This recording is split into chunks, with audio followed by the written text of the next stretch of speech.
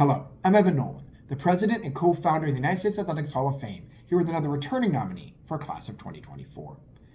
One of the fastest and most dynamic players in baseball history, Rickey Henderson was born in Chicago in 1958, on the side of the road in the backseat of an Oldsmobile that couldn't get to the hospital in time.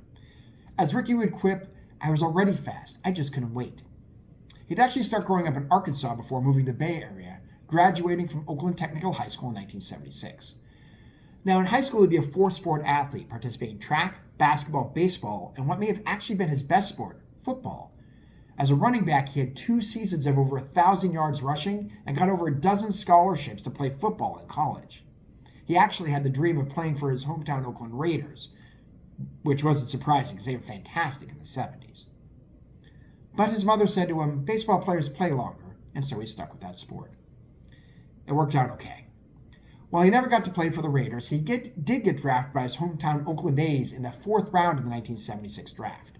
They started him out at single A Boise, where he would hit .336 before moving on to Modesto with the Modesto A's, hitting .345 with 95 stolen bases in only 134 games.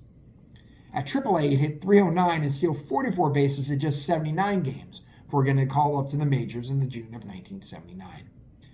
Now, his first full season majors in 1980, he'd steal 100 bases, breaking the A's record set by Eddie Collins back in 1910, and becoming the first American League player ever to steal 100 bases, breaking Ty Cobb's record of 96, set way back in 1915. He'd break the 100 barrier twice more, first setting the Major League record with an incredible 130 in 1982, and following up with a mere 108 in 1983.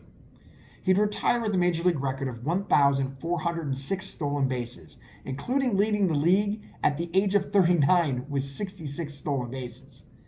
He remains 468 stolen bases ahead of Lou Brock in second place.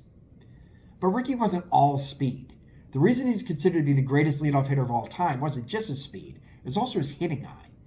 A career .279 hitter, he had a career on-base percentage of .401.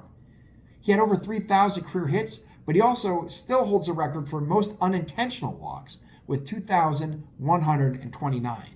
Bonds has a record for most walks all time, but a whole bunch of those, as you may remember, were intentional. Rickey would play 25 seasons with 10 teams, including 2 stints with the Yankees and 4 with his hometown A's. And he was a competent offensive force into his early 40s. He's a 10-time All-Star and would be the ALCS MVP in 1989 and the AL MVP in 1990.